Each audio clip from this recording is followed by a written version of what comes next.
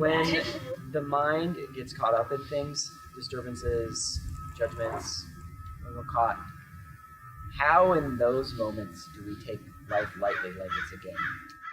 Well, you have been through many nightmares. When you wake up, you know you just have a cup of tea and then be done with it.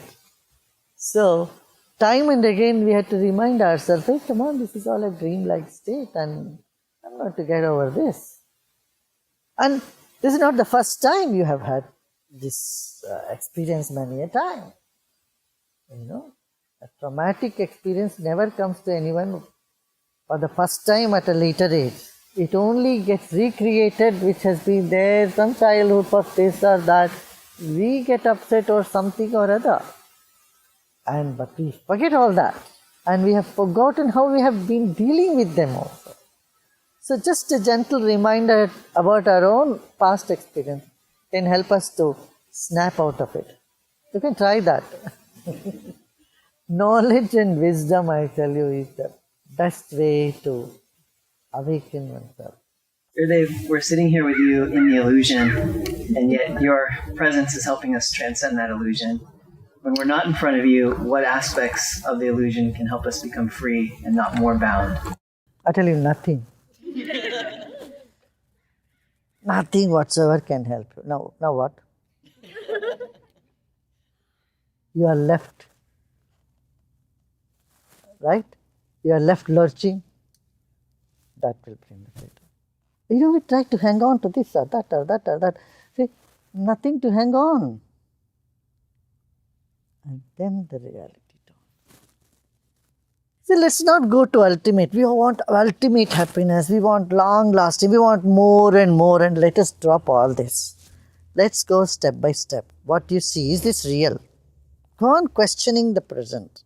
And it, layer by layer, it leads you to something bigger, something higher, something more than what you think you know and you believe. So it's always good to go one step at a time rather than thinking about, 1,000 mile. Even if it's 1,000 mile, it has to begin with the first step. So the first step is to see, is this real? This question, is this real? Who am I? Is this all what the life is? I say, no. Okay, what's next? Then when you keep asking what next, you'll be right here and now. You go in the depth of now. This is very interesting. It's an oxymoron. Yet, you see, that is the truth. You say, what next? There is nothing next. But that is what is going to bring you to now and here. When you are happy, you wonder, oh, is this real? Isn't it? When you are miserable, you know it is real. When things are joyful, you ask the question, is this real? That's very strange, isn't it? So you question the truth. Whatever is real, you question it, whether it's real. And whatever is not, we believe that is how it is. Misery, we believe more, and we question the reality. Yeah.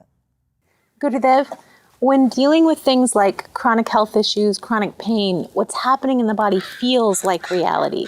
How can we move past this so it doesn't drain the prana and interfere with life? Don't resist them. You see, if there is a pain in the body, you can't say, I don't have pain. You have pain.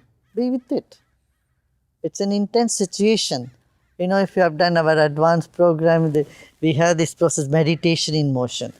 What happens when you are doing the process, there is pain and then it turns around and appears to be more pleasurable. So pain and pleasures are intense sensations in the body.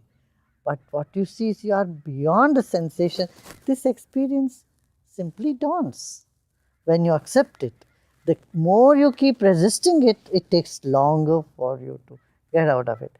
The more you welcome it, okay, I accept it, I am with it now. Then you see you get the strength to overcome that. How do I cultivate in my child that there is more to reality than what we see, touch, and feel? You cannot force anyone to see the reality. You can only gently guide them.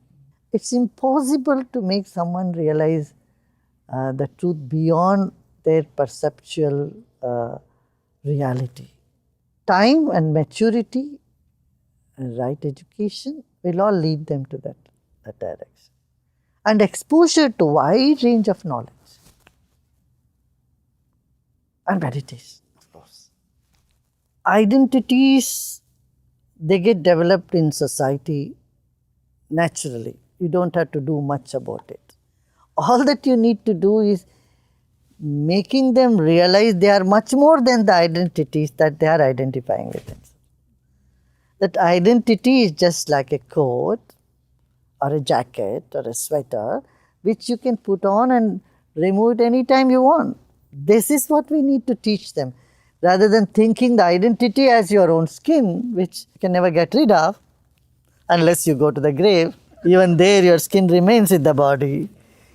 So this type of understanding has to be created. It's okay to have whatever identity you want to take on, but you should know how to get out of it or see beyond the identity. So beyond identity, you are the most beautiful unidentified living object. Verdad, in our day-to-day experiences, life becomes very charming. And often we don't want to give up the charm, but we know there's something beyond that, the reality. Can we blend the two? We think the reality is not so charming. It's bland and something else here is charming. No, that's not so. Whatever charm you find here is just a reflection of reality. The reality is more charming than anything whatsoever. Truth is the most charming thing. But in the beginning or in the initial stages, truth appears to be very bitter. That's when you are steeped into one illusion. And when you're just coming out of one illusion, appears reality is very harsh. But in fact, it is the consciousness, the existence of consciousness deep inside of you that brings out these feelings of charm, and it reflects on anything you do. When you are locked on to the reality or the truth in life, then everything is charming. Everything doesn't become dull and boring. Everything is absolutely charming.